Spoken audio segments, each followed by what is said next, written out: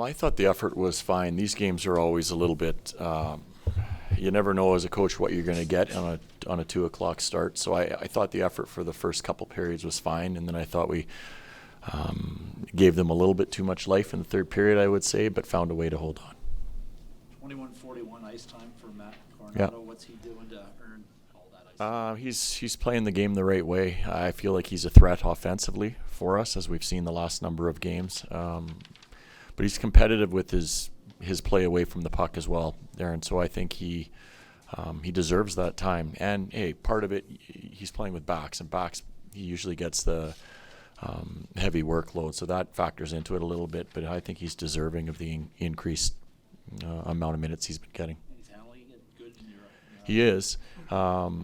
You do worry a little bit about it as season progresses, but there's only a few nights where he's up that high. So I think he'll be just fine. He's got a lot of time to get his energy back up now.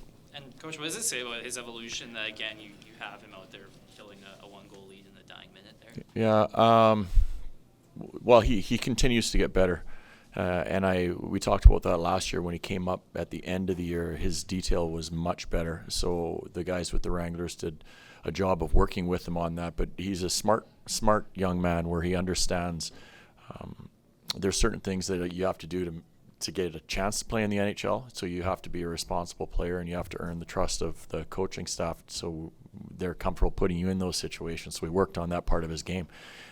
He can score, and that comes fairly easy for him. So he really dug into his play away from the puck, and he made himself a better player.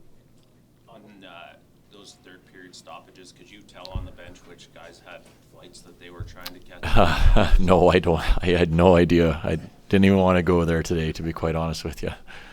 From your perspective, what do you take away from this game? Do you focus on sort of what worked in the first 2 periods, or anything in the third period, or you try to take it as a whole? No, I mean, you look around the NHL now. There used to be a saying where a 2-goal lead was never a safe lead. Now it's, to be quite honest, like 3 for sure, and we saw tonight 4. Teams come back. There's a lot of skill. There's a lot of players that are dynamic. So I didn't like the first goal we gave up in the third period because I thought that opened the door for them. So that's something for us to learn. Because we haven't been in a lot of situations where we've been up like that going into a third period, so it's important that you make sure your first shifts or first 5 minutes are done the proper way. Ryan, if we went back a year, and not to rewind on you, but December was like a really tough month for Jonathan Huberdeau, and it's kind of the exact opposite this year. A year ago, you said? Yeah, okay. I don't think we had a point until the end of December. So what do you see out of him now that's kind of the opposite? I've seen it all year. For me, the way he ended last year, there seemed to be a little bit of swagger back in his game. He's got that again now. So I think he's enjoying who he's playing with right now. I feel like probably more so for him, he feels like he can impact a game again the way he knows that he can. So what I like about him over the last couple of years is he has really committed to his play away from the puck, similar to what Matt is. And I think he's a really good all-round player now. And it's nice to see him getting rewarded again with some points too, because that's important for him as well. A year ago, would you have imagined him being on the ice shorthanded, let alone making a play like that on a shorthanded goal? The way the season was last year, we didn't use him as a penalty killer, but that was something him and I talked about this summer. So, again, another situation where I think a player has earned that with the way he's played. So he's done a good job with that.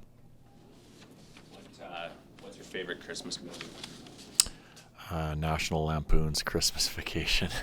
There were no votes I hate for to that say in the it. locker room. No, really? I'm surprised. It's these days. Yeah. Good. Okay, Merry Christmas, everyone. All the best to you guys.